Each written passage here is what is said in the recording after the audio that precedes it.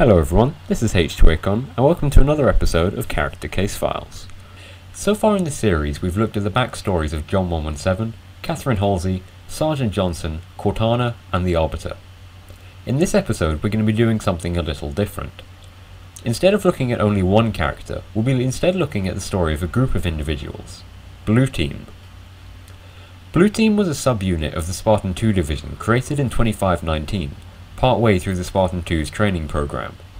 At the time of its conception, the team was comprised of 3 Spartans, Kelly 087, Samuel 034, and John 117, the squad leader. These 3 had bonded with one another early on in training, and they formed the core that the team was eventually built up around. John later became known as the Master Chief, and so I'm sure that you're all familiar with him. Refer back to episode 1 if you want to see his story covered in full. Samuel was a giant, even by Spartan 2 standards. He stood a full head above John and was widely accepted as the strongest Spartan in the class. He was loved and respected by all his comrades, but above all by John, the two being virtually brothers. Kelly was renowned for her incredible speed, with lightning-fast reflexes to match. She was consistently the fastest of the Spartans, and thus by extension, the fastest human to have ever lived. By the time of Blue Team's first mission in 2525, the original trio had been bolstered to a 5-man team. Spartan 2's Frederick 104 and Linda 058 were now part of the Blue Team roster. Fred was one of the most capable Spartan 2s, outmatched only by John.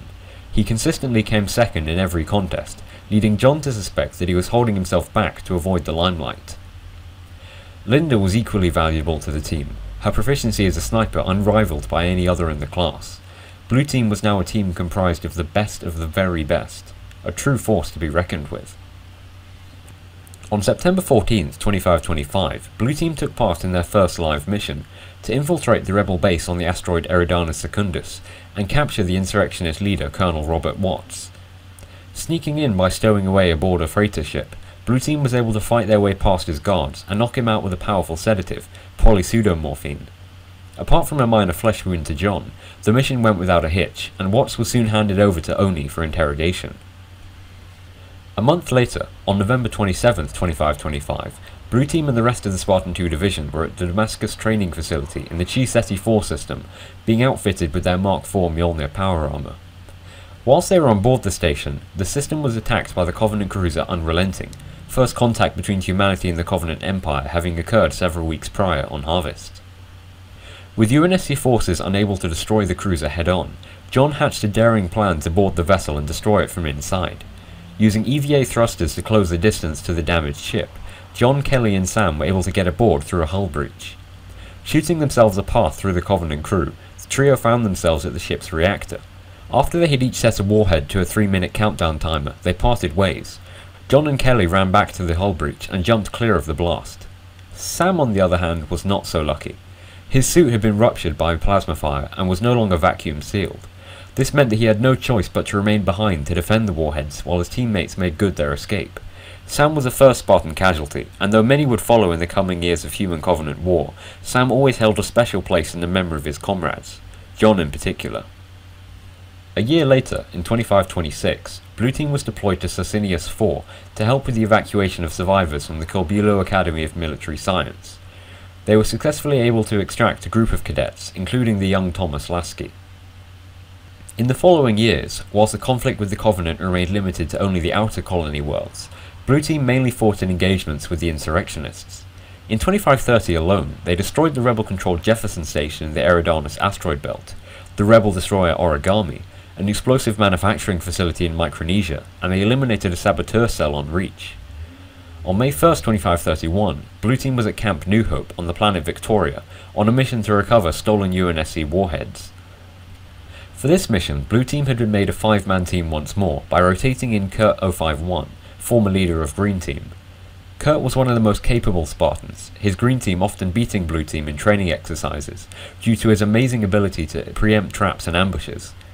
He was also one of the most human Spartans, often fraternizing with non-Spartan personnel, much to the discomfort of the more robotic John. Blue Team was able to infiltrate the rebel base with ease, so easily in fact that Kurt began to suspect that something was up. His warning came too late, however, as just after John gave the order to abort the mission, the rebels sprang their trap. They used old anti-gravity technology to increase internal pressure inside the Spartans' suits, causing them to black out. The unconscious Spartans were captured and immobilized by the placement of neural inhibitor collars around their necks. The rebels had made one fatal mistake, however. Their intelligence had told them that Blue Team was comprised of 4 Spartans, and so after seizing John, Fred, Kelly and Linda, they thought their job done. This was not the case, as Kurt, who had hidden, was able to free his captured comrades, and then the 5 went on to escape the base with the warheads, successfully completing their mission.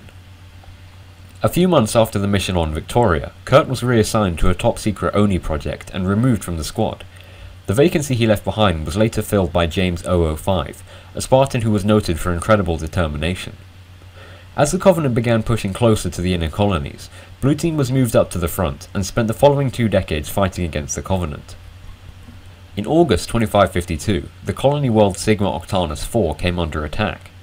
The UNSC destroyer Iroquois was able to fight off the first assault wave, however the Covenant ships had managed to deploy dropships carrying thousands of troops before they had been forced to retreat. The planet's capital, Côte d'Azur, was occupied by the Covenant ground forces, and so whilst the UNSC naval forces engaged the second wave of Covenant warships, hundreds of Marines were sent groundside to evacuate civilians from the surrounding area. The UNSC also deployed 3 Spartan teams, Blue being one of them, to place a Havoc nuke in the city and detonate it once any and all survivors were clear. Linda had temporarily taken command of Green Team for that mission, and so it was as a 4 that Blue Team infiltrated the Covenant-controlled city. After setting up the nuclear mine, the squad was engaged by a pair of Megalekolo, and James was hit by a blast from an assault cannon, losing his right arm. After trapping the pair, Blue Team fled the city through the sewer system, carrying the unconscious James with them. Linda and Green Team had safely escorted the last band of survivors from the city, so, once clear, John detonated the bomb, wiping out all Covenant forces. A month later, Blue Team and all the other active Spartan 2s had been recalled to Reach to be outfitted with the Mark V Mjolnir suit. Whilst the Spartans were there, Reach came under attack by a massive Covenant armada of over 300 ships. The bulk of the Spartans were deployed groundside, however Blue Team was sent to Orbital Defense Station Gamma to prevent Covenant boarders locating a navigation database that would give them the coordinates for Earth. John elected to bring only 2 squad members on this mission, Linda and James. Meanwhile, Fred and Kelly were both sent to join the rest of the Spartans down on Reach. Whilst fighting in 0G outside the space station, James's thruster pack was hit by enemy fire, and the exhaust that rushed out propelled him out into space. John and Linda could do nothing to help him, and could merely proceed to carry out the mission as a pair, which they did. James was officially designated MIA, however with only an hour's supply of air, he almost certainly suffocated. Once they had destroyed the navigation data, John and Linda hurried back to the Autumn as it made ready to flee the system, Reach being all but lost. As they made their escape, Linda was shot in the back and knocked unconscious. John and a group of Marines were able to retrieve her clinically dead body and put her into cryogenic suspension as soon as they got back to the cruiser. The Autumn was unable to wait for the rest of the Spartans, however, and fled into slipspace, leaving the ground teams behind. Whilst John was away fighting in the Battle of Installation 04, Fred and Kelly were still very much alive back on Reach. After successfully wiping out a Covenant staging area with a tactical nuke, the pair was forced to retreat to Onyx castle base. Upon arriving, they met with Dr. Catherine Halsey, and also with fellow Spartans Isaac 039, Vin 030, and William 043, who had been sent there to prepare the base as a fallback location. As Covenant forces invaded the base, Dr. Halsey and the Spartans were forced down into the old mine network under the base to seek an alternative exit. Vin and Isaac remained behind to stage a rearguard action, however both are presumed to have been killed doing so, as contact with the pair could not be re-established. By this point, John had returned to Reach, eager to find the squadmates he had been forced to leave behind. John, Cortana, Sergeant Johnson, and a handful of others who had escaped the Alpha Halo's destruction had successfully hijacked a Covenant vessel, and they used it to return to Reach to look for survivors. They had also managed to recover Linda's cryopod, which they brought with them in the hope of finding medical attention to revive her. After linking up with a team of surviving Spartans comprised of Anton 044, Lee 008, and Grace 093, John and his small band rescued Fred, Kelly, Will and Halsey in a Covenant dropship. As the group fled the system using their captured ship, both Anton and Lee were killed during EVA combat with the pursuing Covenant forces. Later, on their way back to Earth, they stumbled upon the Covenant fleet, readying for their attack on Earth. Determined to make a preemptive first strike, they devised a plan to destroy the repair and refit station unyielding Hierophant, obliterating the fleet in the subsequent explosion.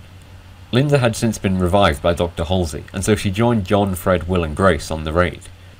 Kelly, however, had been sedated and abducted by Halsey, who whisked her away on a small shuttle to an unknown location. Blue Team was successful in their mission, and they managed to destroy both the unyielding Hierophant and nearly 500 of the nearby Covenant capital ships, the greatest UNSC space victory of all time.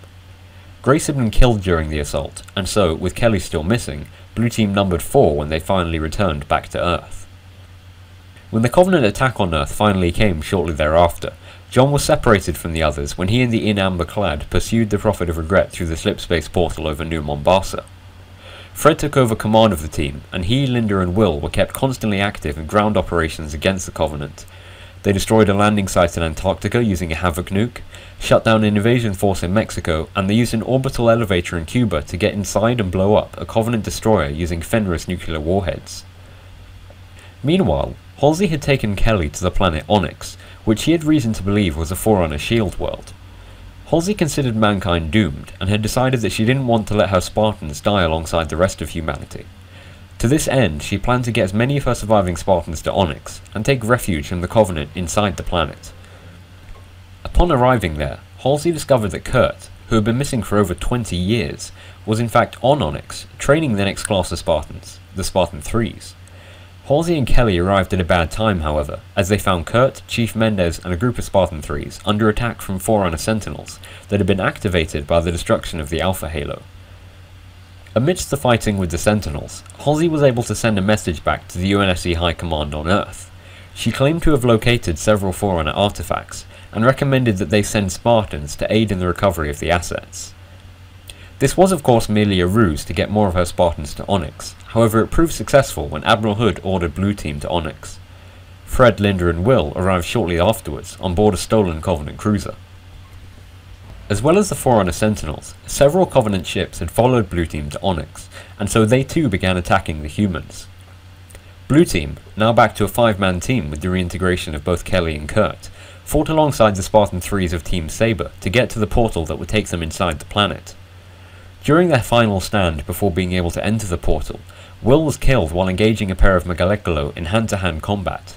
As the others passed through the portal to safety, Kurt remained behind to prevent any Covenant from following them in. When the portal finally collapsed and the entrance sealed, Kurt detonated a pair of Fenris warheads, wiping out all the Covenant ground forces, but committing suicide in the process. After several days spent inside the Shield world, they were found by UNSC forces. Blue Team and the others were extracted from the construct and taken back to Earth for extensive debriefing. The remaining members of Blue Team, Fred, Kelly and Linda, were later integrated into the Spartan 4 program, and as of Halo 4 are presumably still on active service. This means that we could possibly expect to see them making an appearance in Halo 5, reunited with their leader John 117. Well anyway, I hope you've enjoyed the video. I've been H2Acon, and I'll see you next time on Character Case Files.